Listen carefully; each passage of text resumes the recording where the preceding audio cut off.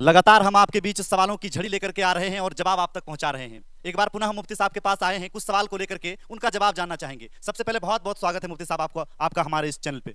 जी शुक्रिया। मुफ्ती साहब, मेरा पहला सवाल आपसे यह है कि शब कद्र क्या है? देखिए, रमज़ानुल मुबारक के अंदर शब कद्र एक पवित्र रात है, जिसके बारे में अल्लाह का कुरान कहता है कि इन्ना अनज़लनाहु फ़ी लैलतिल क़द्र वमा अदराका मा लैलतुल क़द्र खैरुम मिन अल्फ़ि शहर। असल में इसका एक फ़लसफ़ा है। फ़लसफ़ा ये है कि बहुत सारी रिवायात है कि लोग सहाबा ने अल्लाह के नबी सल्लल्लाहु अलैहि वसल्लम के सामने ये रश्क ज़ाहिर किया कि अल्लाह के नबी, पहली उम्मतों की उम्रें बहुत लंबी लंबी हुआ करती थी, इसलिए उनके अच्छे आमाल के ज़ख़ीरे उनके पास बहुत ज़्यादा है। हमारी उम्रें तो बहुत कम होती है, हम कमज़ोर हैं, हम कहाँ उनका मुकाबला अच्छाई में कर पाएंगे। तो अल्लाह के नबी सल्लल्लाहु अलैहि वसल्लम को रंज हुआ, अल्लाह के नबी सल्लल्लाहु अलैहि वसल्लम खामोश हो गए। एक रिवायत तो ये है।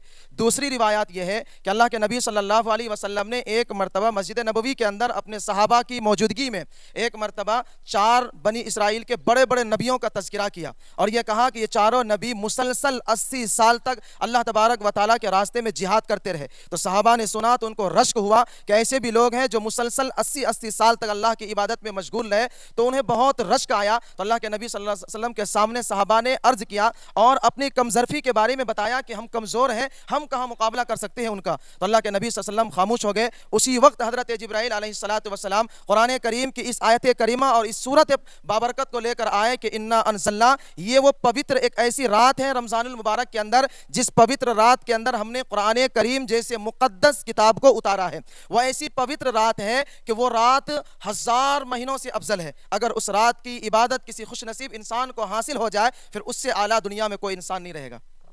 आप देख सकते हैं ये सवाल बहुत ही अहम सवाल था। लोगों ने इस सवाल को भेजा था कमेंट बॉक्स के जरिए से और जवाब आप तक पहुंच चुका है। मुफ्ती साहब, शब कद्र में कौन सी इबादत करनी चाहिए और कैसे करनी चाहिए?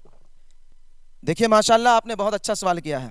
चाहे शब कदर की रात हो या शब बारात की रात हो, जो 15वीं शाबान की रात होती है, दोनों रातों के अंदर शब बारात भी अफजल तरीन रात है, शब कदर भी अफजल तरीन रात है। इन रातों की जब इबादत का मामला आता है कि लोग जहनों के अंदर खलजान महसूस करते हैं कि आखिर इबादत कौन सी की जाए। बहुत सारे बताने वाले बताते हैं मखसूस इबादत का तज़किरा करते हैं, हालांकि ऐसा नहीं है। इस पवित्र रात अगर किसी खुशनसीब इंसान को मिल जाए और इबादत करने का तौफीक हासिल हो जाए, तो इस रात के अंदर सबसे पहले हमें इस बात को समझना चाहिए कि हम इबादत कौन सी करें।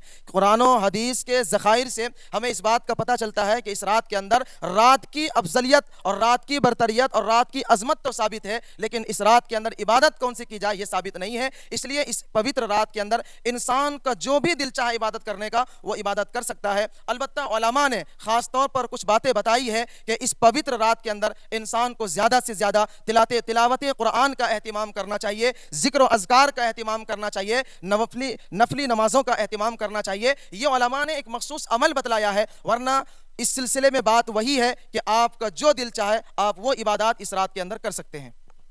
बिल्कुल, बहुत ही अच्छे अंदाज में मुफ्ती साहब ने जवाब दिया है। एक और सवाल है मुफ्ती साहब के, सदका फितरा, ये दो चीज़ें ऐसी है जो लोगों के जहनों में चलता है, जवाब उन तक पहुंच जाए तो मज़ा आ जाएगा। क्योंकि ये सवाल जो है गैर मुस्लिम लोगों ने मुझे कमेंट के जरिए से भेजा है कि सदका क्या है और फितरा क्या है। मैं चाहूँगा कि दोनों चीज़ों को आप बताएं।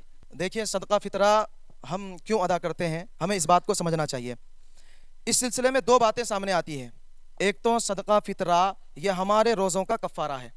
हम इस पवित्र महीने के अंदर रोज़ा रखते हैं, उन रोज़ों के अंदर जो कमियां आ जाती है, उन कमियों की तलाफ़ी के लिए अल्लाह के नबी सल्लल्लाहु अलैहि वसल्लम ने इरशाद फरमाया कि तुम सदका फितरा अदा किया करो। अगर तुम्हारे रोज़ों में कोई कमी होगी तो सदका फितरा अदा करने की वजह से उसके अंदर उस कमी की तलाफ़ी हो जाएगी। एक मकसद तो यही है। इस वजह से हम तमाम पूरे आलम के ईमान वाले जो है सदका फितरा ख़ासतौर पर इस महीने के अंदर अदा करते हैं। दूसरा मकसद ये है कि जहाँ मुआशरे के अंदर हम लोग ज़िंदगी गुजारने वाले, जहाँ साहिबे वुसात वाले लोग रहने वाले हैं, वहाँ मोहताज और फुकरा और मिस्कीन भी ईमान वाले रहने वाले हैं। इसलिए अल्लाह के नबी सल्लल्लाहु अलैहि वसल्लम ने इरशाद फरमाया, इस पवित्र महीने के अंदर तुम सदका फितरा निकाल दिया करो। इससे जो है जो गरीब और मिस्कीन और मोहताज बंदे दुनिया के अंदर हैं, उनके भी घर के हालात दुरुस्त हो जाएंगे, उनकी भी ज़िंदगी अच्छी खासी गुजर जाएगी। तो लिहाजा इन दोनों मकसद के लिए, एक तो रोज़े के अंदर कमियों की तलाफ़ी के लिए, दूसरा मिस्कीन की हाजत रवाई के लिए अल्लाह के नबी सल्लल्लाहु अलैहि वसल्लम ने सदका फितरे का रवाज दिया है, जिसको हम और आप निकालते हैं। अच्छा मुफ्ती साहब, जैसा कि अभी आपने कहा कि सदका, फितरा, ज़कात, ये 3 चीज़ें हैं, क्या 3 चीज़ें सेम है या फिर अलग अलग इसके मायने होते हैं? देखिए, सदका फितरा ये तो एक ही चीज़ है। सदका फितरा एक अलग चीज़ है, ज़कात एक अलग चीज़ है। सदका फितरा और ज़कात में बुनियादी तौर पर 2 बातों में फ़र्क है। एक फ़र्क तो ये है کہ پہلی بات تو یہ سمجھیے کہ کیا کیا چیزیں انسان کے اوپر ہو جس سے انسان کے اوپر زکوٰۃ واجب ہوتی ہے اور صدقہ فطرہ واجب ہوتا ہے. نصاب دونوں کا ایک ہی ہے, چاہے زکوٰۃ ہو نصاب وہی ہے, چاہے صدقہ فطرہ ہو نصاب وہی ہے. کیا ہے؟ 5 باتیں, 5 چیزیں اگر انسان کی زندگیوں میں پائی جائے, 5 چیزیں یا 5 چیزوں میں سے کوئی ایک چیز. سب سے پہلے اگر کسی انسان کے پاس 52.5 تولہ چاندی ہو, یا 7.5 تولہ سونا ہو, یا مال تجارت ہو, یا کیا کہتے ہیں ضرورت سے زائد انسان کے پاس جو سامان ہو, اگر یہ سب چیزیں انسان کے پاس پائی جاتی ہے تو اس کے اوپر, اور 5ویں شرط یہ ہے کہ ان تمام مالوں پر سال گزرا ہو, تب آپ کے اوپر زکوٰۃ واجب ہو جائے گا. اس کو ہم شریعت کے اصطلاح میں کہتے ہیں صاحب نصاب کا مالک جو ہو جائے اس کے اوپر زکوٰۃ واجب ہو جائے گا. صدقہ فطرہ میں جیسے زکوٰۃ کے مالوں میں اگر کسی انسان جو ہے 52.5 تولہ چاندی یا 7.5 تولہ سونا یا مال تجارت یا اسی طریقے سے ضرورت سے زائد مالوں کا مالک بنتا ہے تو اس کے اوپر سال کا گزرنا, 1 سال کا گزرنا ضروری ہے. 1 سال کا مطلب یہ ہے کہ ابھی اگر آج کی تاریخ میں میرے پاس مال آیا ہے, پھر آئندہ آنے والے اسی تاریخ کے اندر اگر وہ مال ہمارے پاس موجود رہتا ہے تب شریعت اس کے اوپر زکوٰۃ لاگو کرتی ہے. لیکن صدقہ فطرہ میں ایسا کوئی مسئلہ نہیں ہے, صدقہ فطرہ کے اندر سال کا گزرنا کوئی ضروری نہیں ہے. اسی طریقے سے زکوٰۃ کے مال کے اندر مال نامی کا ہونا ضروری ہے, اور مال نامی کہتے ہیں تجارت والا مال اگر ہے تب اس کے اوپر زکوٰۃ واجب ہوگا. لیکن صدقہ فطرہ کے اندر یہ شرط نہیں ہے, مال نامی یعنی تجارت کا مال نہیں بھی ہے, اگر ضرورت سے زائد مال ہے اور وہ تجارت کا مال نہیں ہے, استعمال کی چیزیں ہیں لیکن استعمال نہیں ہو رہی ہے, اس کے اوپر صدقہ فطرہ واجب ہو جائے گا. تو یہ 2 بنیادی باتیں زکوٰۃ اور صدقہ فطرہ کے اندر فرق ہے کہ زکوٰۃ کے اندر سال کا گزرنا ضروری ہے اور زکوٰۃ کے اندر مال تجارت کا ہونا ضروری ہے, اور صدقہ فطرہ کے اندر نہ سال کا گزرنا ضروری ہے نہ مال تجارت کا ہونا ضروری ہے. بالکل مفتی صاحب نے اسپشٹ کر دیا ہے اور آپ تک جواب پہنچ چکا ہے. مفتی صاحب ایک اور سوال ہے کہ صدقہ فطرہ ایک آدمی پر کتنا واجب ہوتا ہے؟ دیکھیے ماشاءاللہ بہت اچھا سوال ہے آپ کا. صدقہ فطرہ ایک انسان کی جانب سے قرآن و حدیث کی روشنی میں 2.25 کلو گیہوں یا اس کی 2.25 کلو گیہوں کی مالیت یعنی اس کی قیمت واجب ہوتی ہے ایک انسان کی طرف سے.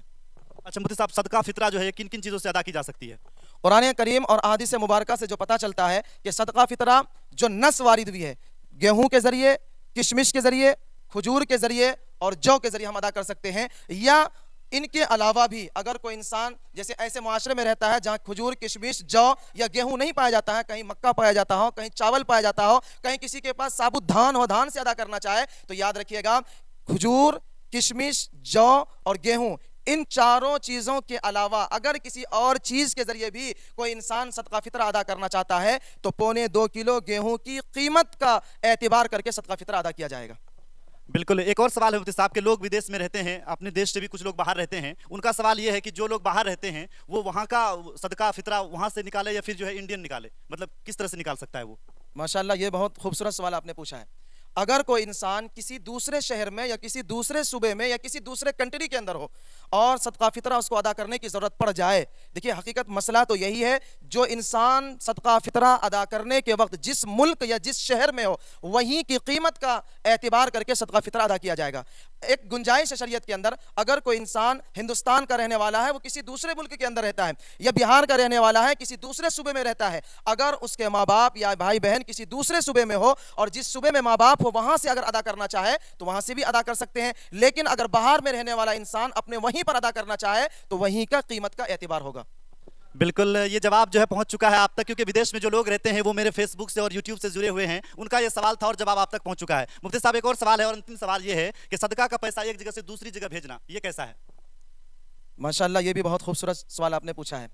اگر کسی بستی میں صدقہ فطرہ کی رقم نکالی جائے اور اس کی رقم یا وہ چیزیں بیعین ہی کسی دوسرے گاؤں کے اندر یا کسی دوسرے شہر کے اندر اگر پہنچایا جائے تو یہ شریعت اس بات کی اجازت دیتی ہے نہیں دیتی ہے؟ یاد رکھیے گا, اگر کسی شہر سے صدقہ فطرہ کی رقم اگر کسی دوسرے شہر یا گاؤں کے اندر ٹرانسفر کیا جائے تو یہ دیکھا جائے گا کہ جس گاؤں سے دوسرے گاؤں میں بھیجا رہا ہے اگر اس گاؤں کے اندر زیادہ ضرورت مند ہے جس گاؤں میں سے بھیجا جا رہا ہے تو یہ پھر یہ صحیح نہیں ہے. جس گاؤں میں ضرورت زیادہ ہے آپ اسی گاؤں کے رہنے والے ہیں, پہلے آپ اسی گاؤں میں خرچ کریے, وہیں پر دیجیے. ہاں اگر وہاں ضرورت مند زیادہ نہیں ہے اور جہاں آپ بھیج رہے ہیں وہاں زیادہ ضرورت مند ہے, جیسے مثال کے طور پر غریب محتاج نادر طلبہ ہیں یا علماء ہیں یا دینی مکاتب فکر ہے, ان سے زیادہ ضرورت مند ہے تو پھر آپ بھیج سکتے ہیں ورنہ نہیں بھیج سکتے. بہت بہت شکریہ مفتی صاحب آپ کا, اور بہت سارے لوگوں نے سوال پوچھا تھا اور سارے سوالوں کا جواب آپ نے دے دیا ہے. میں امید کرتا ہوں کہ ہمارے جتنے بھی آڈینس ہیں, سامعین ہیں, وہ بالکل سنتشٹ ہو چکے ہوں گے, اور نیکسٹ ویڈیو میں ہم اور سوال کو لے کر کے پنہ مفتی صاحب کے بھی آئیں گے, اور جب تک کے لیے آپ سے لیتا ہوں ودا. مفتی صاحب بہت بہت شکریہ آپ کا. جزاکم اللہ احسن الجزا. چلیے بہت بہت شکریہ, بہت بہت دھنیہ واد.